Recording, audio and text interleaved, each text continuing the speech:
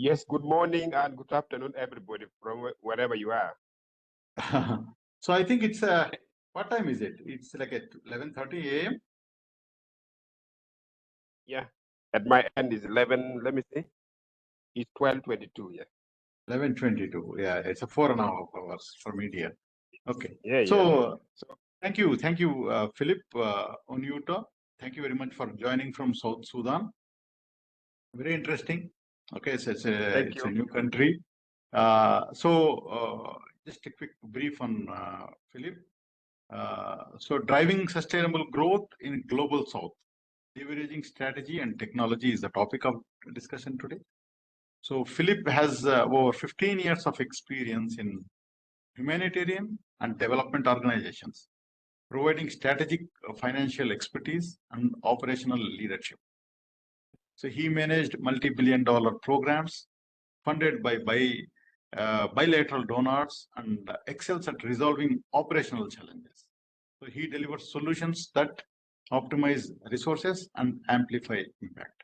So over to you, Philip. So nice to have you in Summit, and I'm sure we will enjoy your session today. Yeah, please take it up. Yeah, you can introduce properly from your side and tell me about Well, something about South Sudan also. So many people don't know. right, So you can. no problem. Thank you so much. I think moderator or organizer of the event and participants from different parts of the world. I really appreciate that this platform has been able to bring people from different backgrounds, different specialties, but of course with the focus on strategy. And as the moderator explained, I'm Philip. Currently, I'm in South Sudan, but previously I had also worked in Sudan, that is the Blue Nile region and Nuba Mountain region. These are disputed areas. And I'm particularly focused on operations, finance, and donor compliances. The whole aim is to make sure we optimize the impact of the funds, public funds, for the benefit of the people. And we strengthen processes. One area which came up very strongly on aspects of strategy. How do we align development work and humanitarian work to strategy? How can we make strategy more practical in aid sector or development sector? I'm glad the previous presenters have hinted a little bit on this. So we are on the same page. So at the moment, I want to focus more on how the global South can leverage technology to make strategy more practical compared to the tedious previous paperwork, where it was very difficult to manage performance or strategy executions. So you will allow me to share my screen with you for some few slides that I have. Yeah. It's not going to be long, because there have been a lot of discussion on the different strategy tools, the OKR, the balance scorecard, and other frameworks that previous presenters from day one have been talking about. So I think it's already a new word for me. I wouldn't like to repeat, but I want to focus on the linkages and the existing practices that is already ongoing between in technology integration to strategy. Just a minute.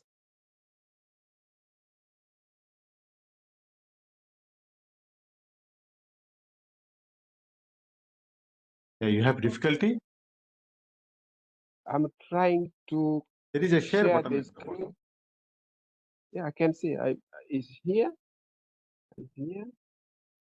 But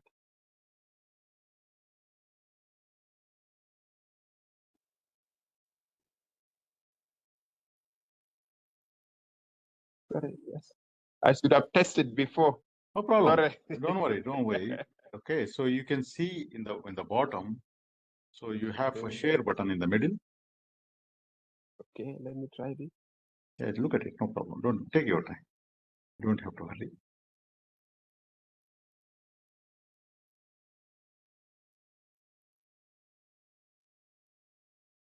Did you see it? Yeah. Okay. Yeah. Can we confirm it's visible? Yeah, it's visible. And then you can put Okay. into the presentation mode.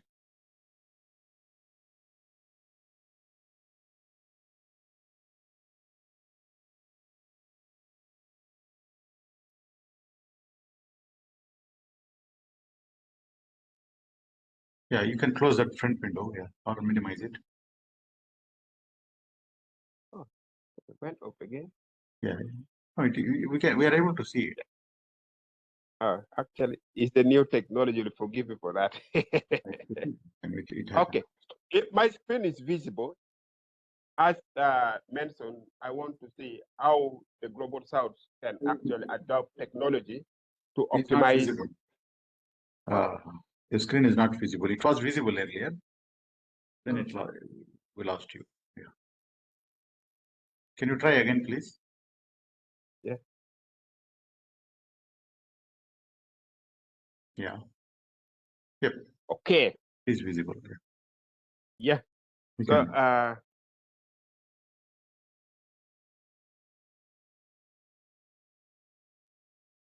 it is in the Google Drive. Yeah. It's on Google Drive. Yeah. Okay. Just forward so that okay, we can see the movement also. Okay. So my focus is the first bit of it. I will not talk about in terms of introduction of the Global South. We are all global expertise. I believe this small concept may not be applicable for the forum, but where need be, I can talk through. Then I want to talk about key strategy areas for impacting growth for the Global South, or specifically for the Southern region. And I want to talk about strategic tools that have been applicable and useful in recent years for strategy executions. And also, I want to see how we can integrate technology into strategies, which is something already ongoing, but we can it's still a learning phase. We can still learn more and make it more adaptive to the context, to the environment, to the changing global phenomena. Then I also want to focus a little bit on few case studies and practical insights, what have been done in technology to optimize strategy so far, and also I will look into the call for action and key takeaway from the presentation. That would be an action for all the participants and the practitioners in strategy. So I said this I will not talk about. So I want to have a look at key strategy area for the Global South. A lot have been talked already on strategy. This have given me a leverage so that I will use little time than I expected. So key areas for strategy that I want is make sure we integrate inclusive growth and development. Inclusive, we have seen this have been happening in mostly like in East African region where I belong, where we have seen in microfinance in East Africa, people are incorporating strategy, technologies to maximize inclusiveness, where microfinance institutions, banking financial institutions are integrating technology into strategy on how to reach out to the bigger population to have access to funding. Then these have been a use case we have seen in performance management, tracking, social impact, and financial health in microfinancial institutions. That is already something which have been adopted in the Global South. Also, another areas, key strategy areas that we have been seeing in digital transformations. We have seen this happening, for example, in Kenya, where they have integrated digital transformation into M-Pesa. M-Pesa is a local platform of money remittance transfer for financial inclusiveness, so that it is a one platform that brings together, that integrate with this, how you intend to reach out to all people at once. So it is a key platform that embed into their strategy how to make sure everybody is inclusive in financial access to access financial resources. The use case we have seen in the automated transaction reporting, where you get instant report on your phone. You make transactions, you are able to view report, you don't need to go to the bank, you make payment, you are able to see getting integrated into your smartphone. This is integration of technology. Then another case area that I want to focus in is sustainability and green growth. We have seen this in the solar energy that have been in India. This is you can confirm for me, where we have seen more grid is being added into the national grid through application of technology that transmit also from solar into the national grid. These are area of innovation and part of strategy that we want to make sure we enhance the energy, improve on the national grid through the use of other technology coming into that. Then we have seen in crisis and resilience, this is around the early warning system, around the climate change, around droughts. So using this platform of technology is able to make sure information are instant in terms of early warning for the disaster, drought, floods that's coming. So when we have embedded system technology, it informs us, it informs the practitioner, it informs the community, it informs the stakeholders of potential. Also in disaster risk management, we have seen this have been so useful. The use case study, another one which I want also to talk about, is the supply chain that we have seen during the COVID time of 2020 to 2021, probably around that time, where information was shared into one platform in terms of access to vaccines, in terms of access to, in terms of statistics of cases, in terms of prevalent cases. So this unified platform was able to make sure the global community were able to manage the phenomena, the crisis very well. Assume a situation where there's no unified platform for world leaders, for global community to get to know the statistics, how it would have been so difficult for the world to manage this pandemic. But with integration of technology, we have been able to see tremendous progress in terms of achieving expected results. So also we have seen this in regional integration, that technology is coming in regional integration. For example, in custom clearance and tax clearance purposes. I'm giving a case of East Africa. In East Africa, when you clear tax from Mombasa port, it's already done. The systems are integrated in each and every country that you move. This eliminates the hurdle of double taxation. So integration of technology in East African strategy or any other regional bloc, it helped to minimize one delay in shipment of goods and supplies, delay in supply chain processes. It is quicker when systems are integrated. Then I also want the use case study is in audit and compliances that we have also seen compliance with trade regulation and monitoring trade flow transparency. This is the case I've been giving about the integration of custom systems into one platform that countries are able to work on bilateral agreements, synchronize their processes using one platform with application of technology. And of course, this is in support of implementation of the regional strategy. Assuming a country or a nation was to work in isolation without integration of their processes, integration of their system, it would be burdensome. So these are areas that I see technology and strategy and bilateral relations, international cooperation, and sustainable growth and development are getting synchronized. That I thought would be good if we as practitioners and experts in strategy can continue to explore more how can we leverage still technology further to make the world a better place than now with the advancement in technology. I've seen I made a LinkedIn post about the appointment of the new Department of Government Efficiency in the US. These are tech-led giants. So we believe with the coming in of tech-led giants into the governance system, would still improve efficiency in technology, strategy, and execution, which will also help to reduce much in terms of the bottlenecks or the pinpoints in strategy executions. I want to talk also about strategic tools for effective execution, a lot have been mentioned about, and I'm grateful for the previous presenters or lectures that have been given out.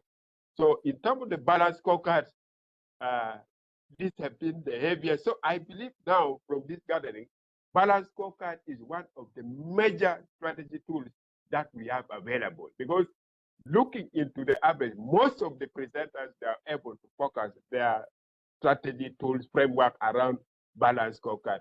Yes, there are other strategy framework, like one of my colleagues talks about Michael Porter's value chain analysis, which is also a good strategy framework.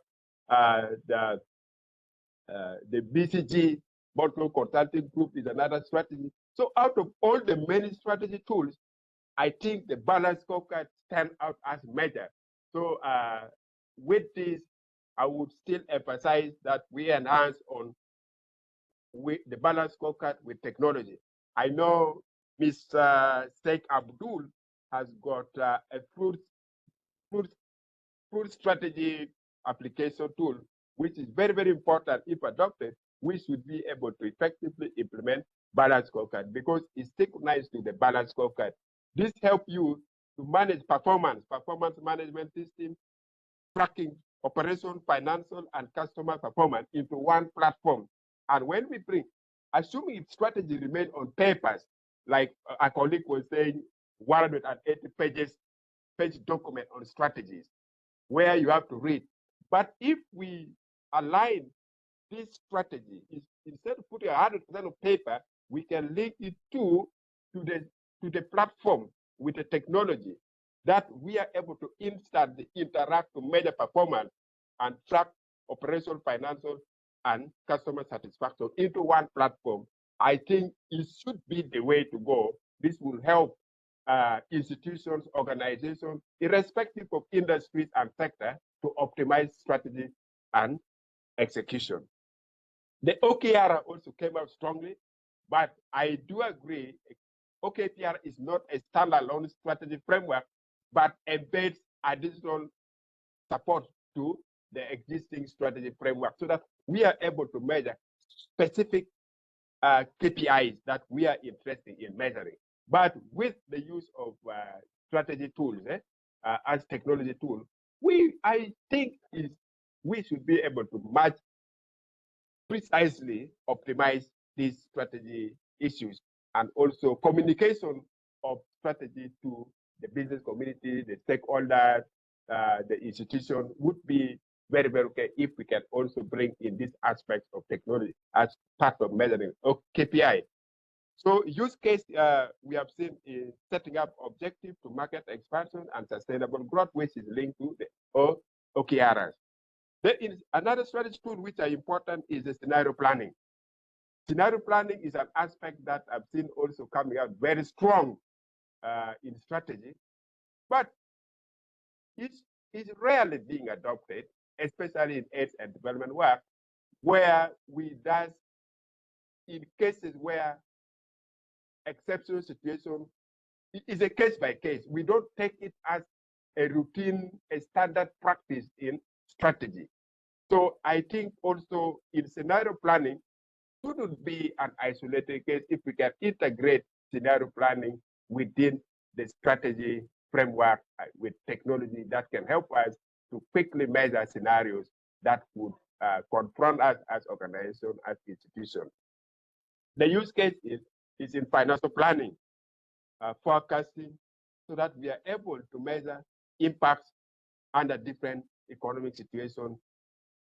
Would be important if we don't, a practitioner of strategy and also strategy tool vendors, we should not leave them out in this.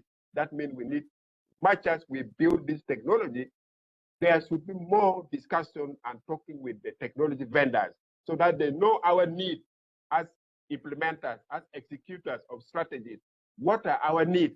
So that the needs are captured into the strategy technology or framework that will make our work difficult. That could have made our work difficult, but if we integrate that, I think from the strategy and technology perspective, there's good news that we need to work together so that we are able to consider what matters most to the two instead of working in silos as technology vendors and executors and implementers of strategies. Another one is a SWOT analysis, which is also an all framework of strategy, but also I think it's good to consider if we can embed SWOT analysis into technology, because my concern is I want a situation where I look at a situation where, as an institution, we already have well-crafted strategy for 5 years or 2 years. How can we keep track of progress? How can we review? I'm ending at a situation where we don't need to go back on papers. We should focus on amendment within the existing framework or within the existing framework and technology. So we can see, in terms of scenario planning, if we propose for A, we should see the impact. The projected, the forecasted impact immediately should come up clear. So technology vendors, these are areas that I think if these are streamlined, we should be able to really appreciate technology vendors integrating our inputs into strategy, into their technology. We have seen this in evaluating organizational capacity, strengths, and weaknesses to enhance transparency and compliance.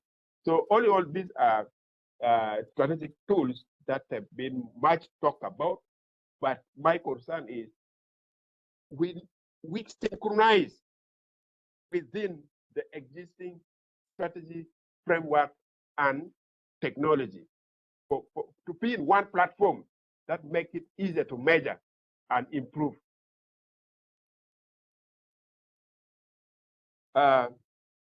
This is something that I want to talk about, technologies that are now impacting strategy, execution, and learning. So I wouldn't like to say much, but I also want to recognize the artificial intelligence bits.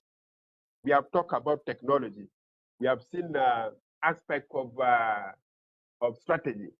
But how can we make AI embedded within the strategy technology, within the balance scorecard, within the OKR, within also the SWOT analysis, that we can make it more interactive? People talk about the natural language application. Okay? So we make it simple, make it, because look, business leaders, I know they are also coming role of chief information officer, chief technology officers, they are there. But for the smaller organization, institution, without the role of chief technology, who are able to advise in terms of data, in terms of analytics, in terms of data governance, how can we make the technology adaptive with inbuilt AI that can be interactive for business leaders? So I think use case scenario that I want to look into in performance management. If the AI are embedded within the framework, within the framework or technology of strategy, we should make it more intuitive and interactive. So this is my vision, but still I call upon the collaboration of technology vendors, particularly the AI tools, the modulars, to work together to review this. Of course, that means there should be a platform so that the strategies, artificial intelligence expertise, or the machine learning expertise, the algorithm, they should work together to see how can we embed our effort together to streamline technology and strategy. We have seen also data analytics and business intelligence coming up so strong in the era of this current technology, particularly driven by artificial intelligence, AI. So well, we have seen this happening in Tanzania, where a lot of analytics and business intelligence is becoming core. Actually, at the moment, any small business, also social media, online businesses, we have seen people on Facebook, we have seen on WhatsApp, where they use targeted marketing model.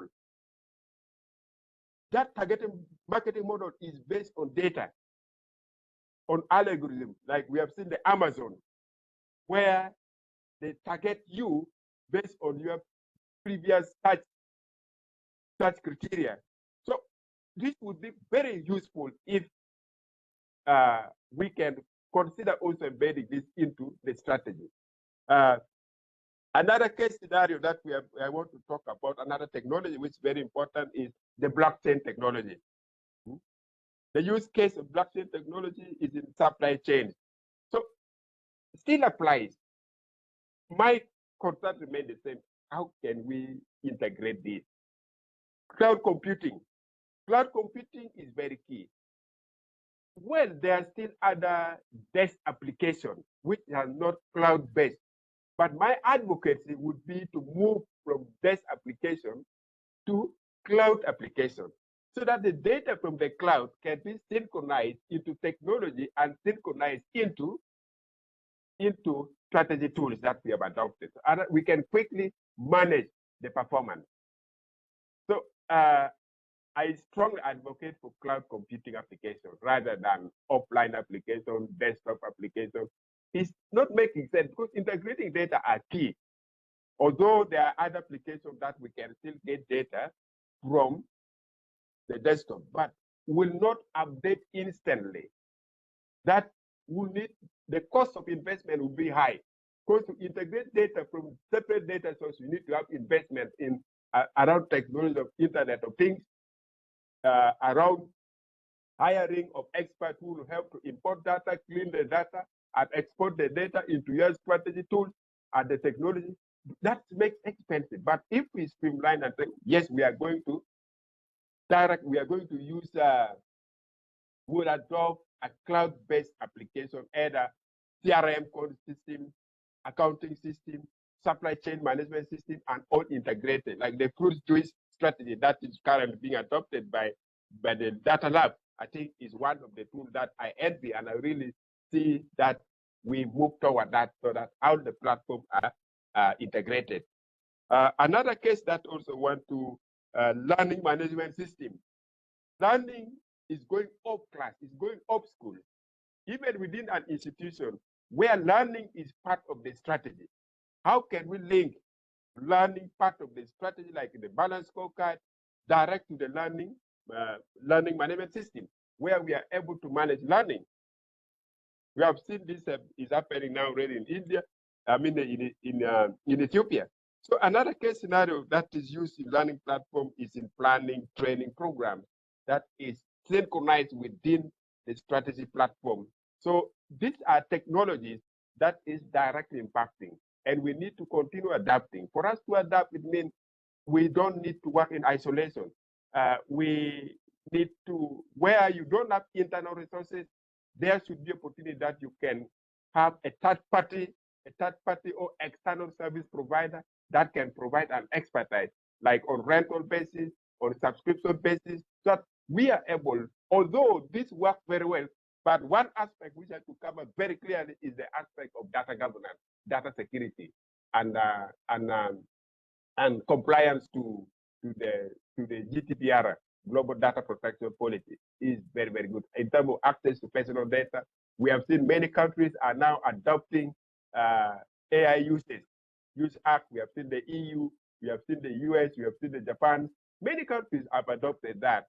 So basically, for the case of Global South, how can we also make, instead of each and every country having an isolated act on AI usage, can we have, like, maybe to say the regional act, like the EU have done one, so that countries can only adopt the one which is already existing. So this way, technology, yes, it will impact technology, but also it's an aspect that countries and institutions need to consider aspect of data. We have seen a lot of data breaches happening. I think it happened with one of major firms, like I think it should be Amazon or something like that, where there are data breaches, hackers, cyber security are threatening. So much as we talk about integration of strategy, technology, and execution learning, we need to be mindful. How can we manage integrity around data and cybersecurity? The next area that I want to talk about is the use case study. This is a case study in real world insight where we have seen digital transformation in agriculture. Agriculture that is food access to nutritional food globally. The whole world has a vision, and this is part of their sustainable development goal. So every country has to incorporate it into their development plan. So now, how do you execute that?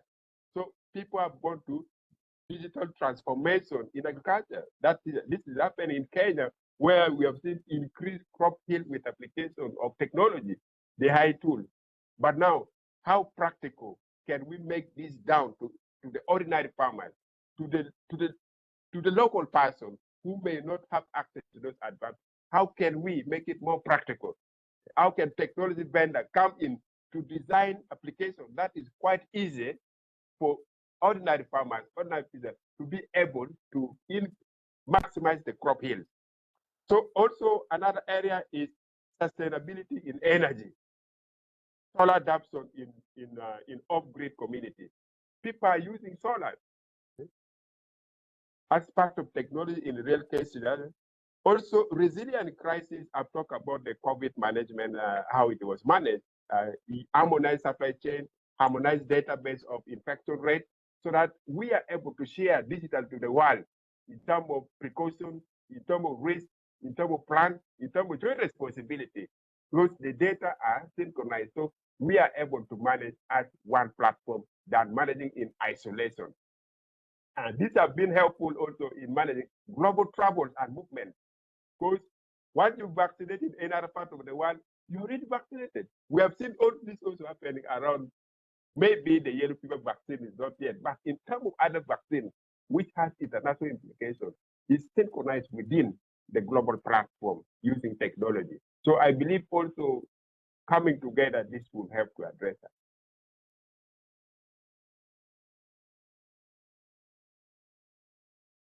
Oh, my slide is not moving. They are in case studies. Yes, I wanted to move to the next one, but I can't move. Check.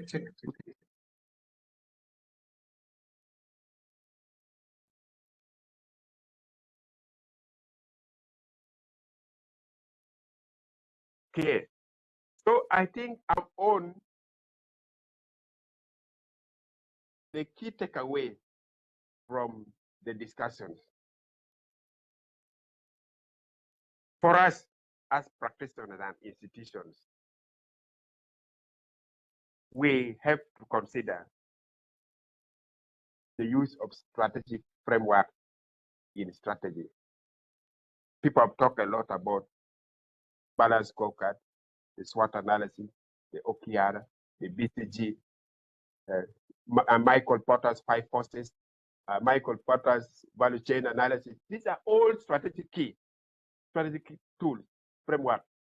But the focus is let's use that, and where need be, we can engage external.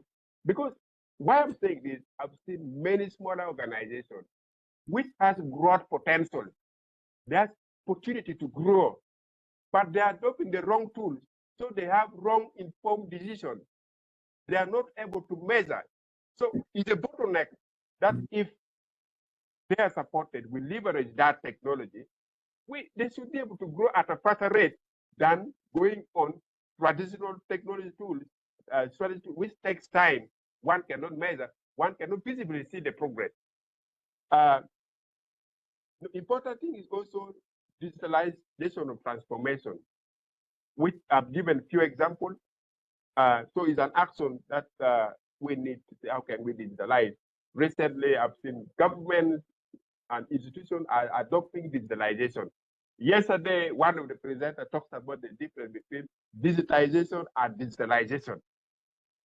Digitization is simply say is a process of transferring from analog to digital. Simple. But he also explained that digitalization is migrated data to the online platform or to the cloud application. That makes it accessible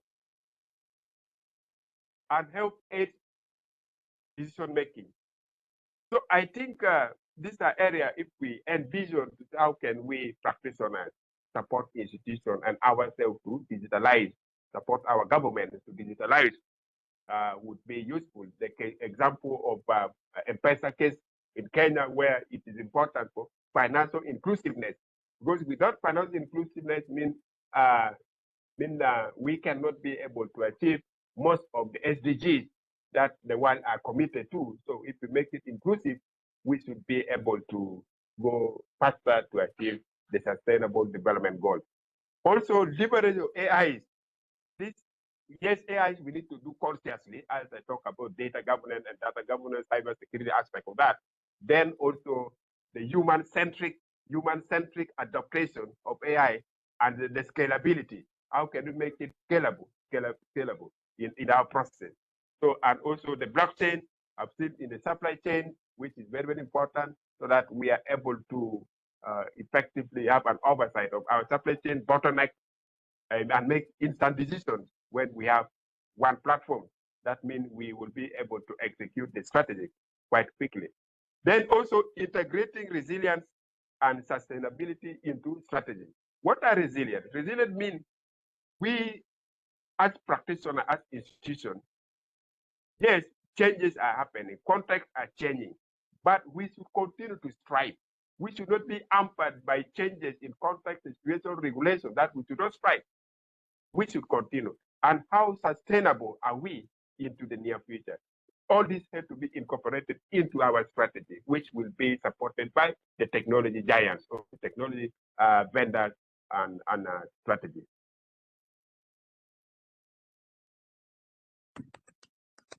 Okay, the next thing that I want to talk about is technology adoption rates in the global south and the north. So the first one is the global north, where we have seen there are research which are done on this, but unfortunately I did not quote the reference. I could have quoted for you so that you have time to read, but I can still provide the reference. So where we have seen the early adaptation of advanced technology in the global north, and these are responsible for high productivity. And you have seen under the leadership of Donald Trump is still giving more funding into giant tech companies, so that because they have learned, they appreciated the value and the importance of investment in technology. So I think with more advancement in technology investment, the AI, the Internet of Things, and other automations would be very useful to make faster decisions, to enhance productivity, and this helps more sustainable growth. And example, as I said, the use of AI in healthcare, in financial services. I've given the example of M-Pesa in Kenya, manufacturing firms using the blockchain in the supply chain. So it's very, very important that practitioners to look into this. Then, while in the global south, it's still emerging. We are emerging. We are not yet at the face of the global north, but it's an emerging state. I like this one from Arnold from South Africa, where he said it's much focused in the African context because there's a lot of opportunity for technology strategy in the south. In the case of Africa, I confirm for you that's true. So looking into the global south, still there are structures, areas like which are adopted at a higher rate and others are adopted at a lower rate. Recently, I think yesterday, South Africa announced they are going to train 1 million South Africans in the use of AI so that they are able to leverage technology to enhance growth for the country. So I think it's a good vision that if that have been implemented, this will give opportunity to the youth, give opportunity to the nation, to the country, and the region that we are able to optimize on our processes. Although it's still low, we have seen coming in mobile money, yet it's very limited access. Other areas don't have access to AI tools. So it's quite low. So investing in AI, investing in advanced technology is at a lower rate. So technology vendors, we need to consider how can we penetrate through to the southern, to the global south, particularly in Africa, particularly other regions. I'm not saying all. I've seen the West African bit is somehow ahead in terms of adaptation of AIs and advanced technology in analytics, in governance, in most application, in strategy. But I think also there are still windows and opportunities that we can explore to enhance, to improve our contribution as strategy technology vendors into sustainable growth and development. Then number 3, in terms of parities, development parities, because of the different paces in adoption of advanced technology in the global south, and also there's a parity in development, where we have seen technology adaptation is dividing the south and the north, not in terms of ideology, but mostly in terms of growth opportunity and keep driving sustainable growth. So with the south facing challenge access of high-tech tools and resources, and basically this could be because of governance system, this could be because of priorities, this could be because of leapfrogging in terms of technology. But still, if we adopt at a lower rate, that means we'll have the parity will continue for some time. Yes, it's normal that this parity continue, but how can we bridge the gap? So let's exploit this opportunity that we have around to enhance the technology adaptation. Okay, then I still want to continue technology adaptation trends in terms of trends. That was general in terms of that, but I want to talk about the trend. Why I want to bring this clear to see where we lie and where the north lies, and what effort is needed for the south to bridge the gap. So we have seen there's high penetration of advanced technology, as I said before, significant investment in innovation. Many countries allocate a huge budget and infrastructure, research and development. So this is for the globe. So I think why they do this, because they have appreciated the importance of investment in technology as part of strategy execution, and which contribute directly to sustainable sustainable development growth. So, but also in the global south is a gradual adaptation. And we have seen this as hindered by infrastructure, poor digital literacy. I've seen other institutions, the government have started adopting digital literacy programs, development practitioners. Recently, MTN rolled out partnership with government of other countries to roll out digital literacy at a zero cost, so that people are able to, farmers are able, instead of going to the market, taking their item to the market, they should be able to access digital literacy to do digital marketing of their agricultural products. And in that way, they are able to reduce all the cost of transporting the item from the farm, wherever they are, to the market. So this time is digital process that is working. Access to capital, we have seen many adaptations is coming where platforms are there. We have seen capital market. I've seen in Nigeria something like that. In Nigeria, where you don't need to go to the financial institution, you make applications on the apps, you access funds on the apps, you manage your credit on apps.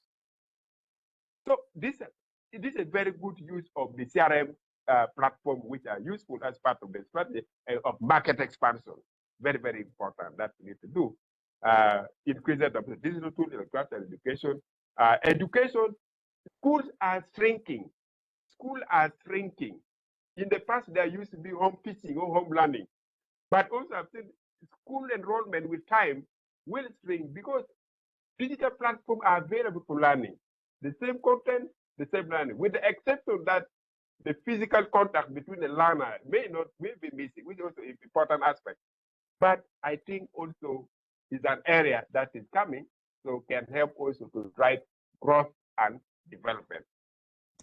So opportunity for global south, we have seen that we are still a little bit slow in adapting, but there are opportunities where we should look into cloud computing, digitalizing platforms in sectors of agriculture, finance, education, and strategy. Not forget about strategy because it's a key area of the discussion. So this can be, we can adopt that, and that should be okay.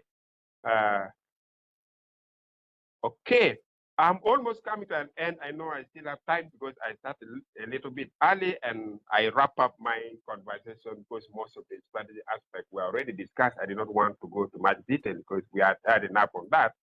But in terms of conclusion, I want to say let's look into combining strategic framework and technology is key for sustainable growth. It should not be handled in isolation. Technology and strategy framework should be integrated within the institution strategy, and also collaboration to implement strategy into organization. We need to collaborate, as I've been saying. Technology vendors, practitioners are very, very important that we need to collaborate, because unless they understand the challenges and the pinpoints, I mean, unless the technology vendors understand the pinpoint challenges, they cannot optimize performance of the technology to meet the interest that will drive growth. So it's important we consider how can we work together rather than in isolation. So I think I've come to the end of my presentation. I choose to make it more focused, and the most important is the call of action point. Thank you. Thank you very much, Philip. A very insightful lecture from you. So let's take up some questions from participants. Okay. So basically, I would like to know from my side, how is the industry evolution going on in South Sudan? What are the key government initiatives to improve the economy of the South Sudan, and what are the opportunities for the business? Okay, I think can you give us some economic input opportunities there for South Sudan and others to have any opportunity there to do business, or maybe any other industry related thing which is useful for the participants? Well, thank you so much. As we might all be knowing, the country specific have been in war from 2013 to 2016 until the signing of the revitalized peace agreement, which implementation commenced in 2018. And government and development partners are working toward implementation of the signed agreement. And as of now, the economy is at the early recovery stage. It's at a recovery stage with huge investment from government in different sectors, in education, financial institutions, development infrastructures, roads, and also trade and commerce. Huge investment is coming. And also with the development partners, the UN, international organizations are present, supporting government, and also from the private sectors. It's an emerging economy, it's a recovering economy with a lot of growth opportunity. More investment, more funding is being allocated to stabilization. And for a case of us who are in attendance who want to invest in the country, I think this is high time that we invest at the early stage of recovery. And this gives opportunity to grow and contribute to the nation building, while also increasing your regional or international presence. I think if also there's any specific concern that anybody would want me to have a chat with, we can still have this bilaterally. Although I cannot give all detail here, but I think I'm open to still discuss if there's specific concern in terms of market penetration, in terms of opportunities, in terms of any other information that would be necessary. So great. So how is the industry? So is it like the companies and all in South Sudan? Which area is the more development? Is it around the capital or across the country? How is that geography-wise? Yes, at the moment, I would say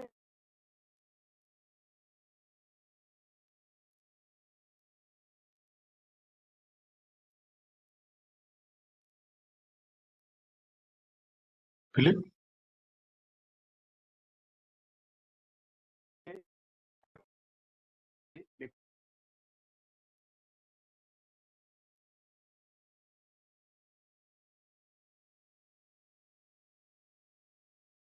Philip, we lost you a little.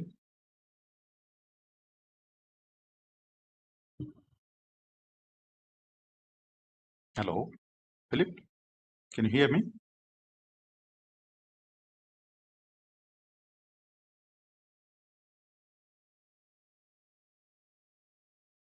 Hello, Deep, can you hear me? Yeah, it's from Philiph's end. Okay. Sorry, I had lost, but it's fine. Yeah. Mhm.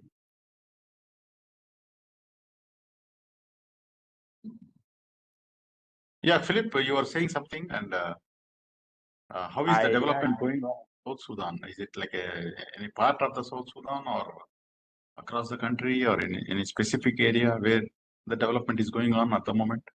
What's the plan? Can you come again, please? The development in South Sudan, is it around the capital, or is it across the country, or what is the strategy? Well, I think it's more concentrated now in the capital, but with progressive implementation of the ongoing peace agreement, we have started seeing development also going to the countryside, which to me is an opportunity for new entry to the market so that you establish at the early stage. Mhm.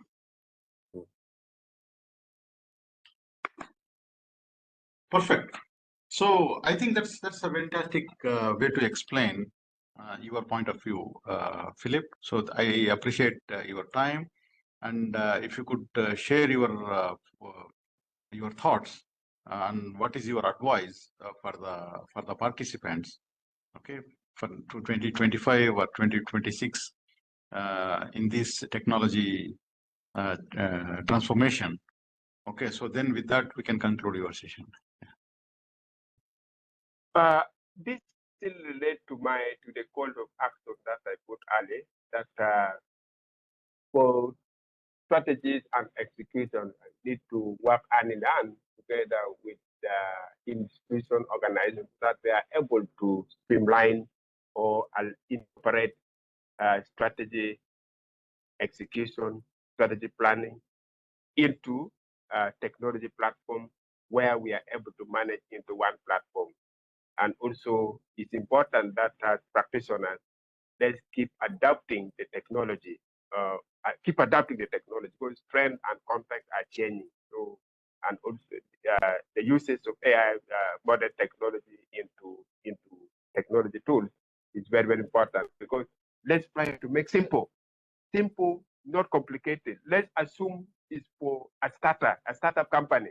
Let's forget about the big giant. The focus should be on a startup company, because many companies are startup companies. For giants, they already have their in-house system. But what the technology vendors will look at for the startup company, so it should be simplified, user-friendly, adaptable, scalable. That's my last word, actually. Thank you. So thank you very much, Philip. With that, we conclude the session of Mr. Philip.